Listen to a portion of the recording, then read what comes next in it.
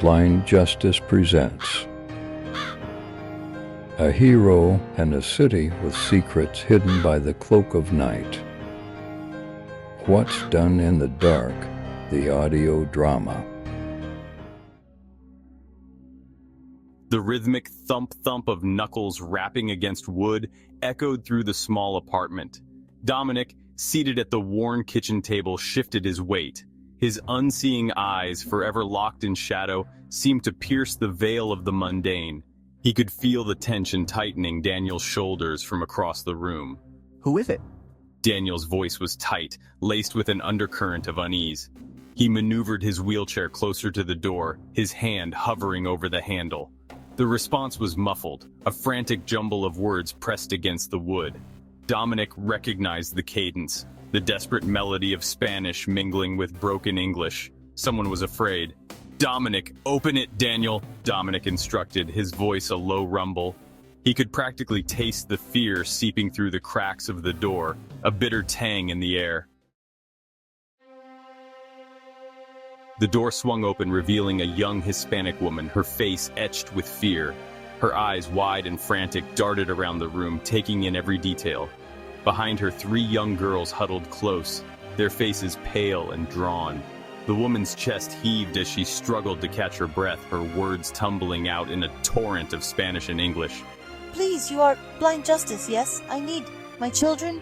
They need..." Dominic rose from his chair, extending a hand in her direction. He recognized the scent of fear, the primal animalistic musk that clung to her like a shroud. "Dominic, come in. You're safe here." The woman hesitated for a moment, her gaze flickering between Dominic and the children clinging to her legs. Then, with a shuddering breath, she ushered her daughters across the threshold, stepping into the sanctuary of the apartment.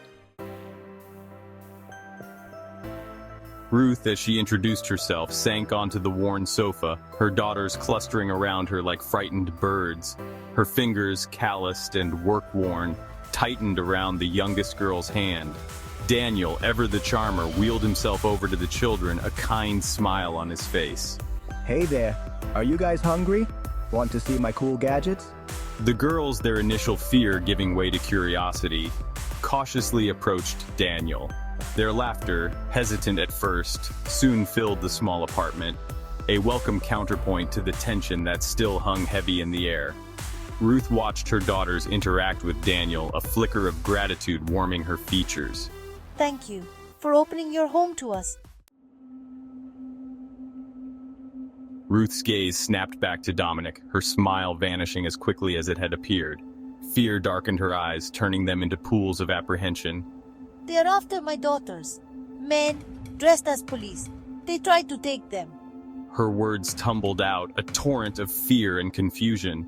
She spoke of strange men, their faces obscured by shadows, their badges cold and metallic against her skin. Men who spoke in hushed tones, their words laced with veiled threats and promises of unspeakable horrors. Dominic listened intently, his head cocked slightly to the side. He could hear the terror in Ruth's voice, feel the weight of her fear pressing down on him. He had heard whispers of such things before, dark rumors that slithered through the underbelly of the city. "They came to our home," Ruth continued, her voice thick with emotion. "Showed me badges, said they were protecting us. But their eyes were wrong." She shuddered, wrapping her arms around herself as if to ward off a chill. They said my daughters were in danger, that they needed to come with them for questioning." Her words painted a chilling picture, one of authority twisted into something sinister and menacing. These were not protectors, but predators, hiding behind badges and uniforms, their true intentions shrouded in darkness. I knew it was wrong," Ruth whispered. "My heart, it screamed at me to run, and run she did, gathering her daughters in the dead of night, fleeing their home, their sanctuary transformed into a prison of fear. I saw you on the news. Blind Justice. You help people." Ruth's voice cracked with desperation, her fingers digging into Dominic's arm. "You will help us, yes? You will protect my daughters?"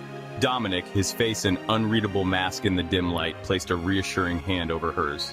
We will do everything we can, Ruth, he promised, his voice firm despite the knot of unease twisting in his gut. A sudden, sharp cry from Daniel cut through the tension. Dominic, he shouted, his voice laced with alarm. Something's wrong. The blood drained from Ruth's face, her eyes widening in terror. My daughters, she gasped, scrambling to her feet. Dominic, his senses on high alert, surged to his feet. The air crackled with a strange energy, a palpable shift in the atmosphere. He could hear Ruth's panicked gasps, feel the heat of her fear radiating off her like a furnace. What is it, Daniel? He demanded, his voice sharp with urgency. The girls, they're... Daniel stammered, his face ashen. Dominic followed Daniel's gaze, his unseeing eyes scanning the room. And then he felt it. A presence, alien and unsettling, hovering in the air above them. It was subtle, almost imperceptible, yet it sent a shiver crawling down his spine. Ruth, Dominic said, his voice low and steady. Where are your daughters? Ruth's eyes, wide with terror, were fixed on a point just beyond Dominic's shoulder. There, She whispered, her voice barely audible. Dominic turned, following her gaze, his breath caught in his throat, his blood turning to ice in his veins. The three girls, their eyes closed, their bodies limp, were levitating several feet off the ground. A faint, ethereal glow enveloped them, casting eerie shadows on the walls. What in the... Daniel began, his voice trailing off in disbelief. Dominic had faced down criminals, battled villains with powers beyond human comprehension, but nothing could have prepared him for this. This was something else entirely, something that defied logic and reason. Ruth cried, her voice raw with panic. what's happening to them? She lunged towards her daughters, but Dominic caught her arm, holding her back. Wait. He cautioned, his voice a low growl. He didn't know what was happening, but something told him that approaching the girls now could be dangerous. He could sense a strange energy emanating from them, an invisible force that sent shivers down his spine. Daniel, his initial shock giving way to his analytical mind, wheeled himself closer to the levitating girls. It's like some kind of energy field, but I've never seen anything like it before. Time seemed to stretch, every second an eternity, as they watched the girls suspended in midair. The ethereal glow surrounding them pulsed with an eerie rhythm, casting dancing shadows on the walls. Fear, thick and suffocating, filled the small apartment, pressing down on them like a physical weight. Ruth, her face streaked with tears, sank to her knees, her gaze never leaving her daughters. Please, don't let them take my babies. Don't let them. Dominic placed a comforting hand on her shoulder, his own heart heavy with a growing sense of dread. He had promised to help, to protect these children, but what protection could he offer against a force he didn't understand? Looking down at Ruth's tear-stained face, Dominic felt a surge of resolve. He might not have all the answers, but he would not abandon her, not when she needed him most. He would get to the bottom of this, uncover the truth behind the disappearance of these children. We'll find out what's happening, Ruth. I promise you, we'll bring your daughters back. Daniel, his brow furrowed in thought, nodded in agreement. We'll figure this out, Ruth. We always do. As the three of them stood there, united in their fear and resolve, the ethereal glow surrounding the girls began to intensify, bathing the room in an otherworldly light. The air crackled with energy, and a low hum vibrated through the apartment, a harbinger of the unknown that awaited them.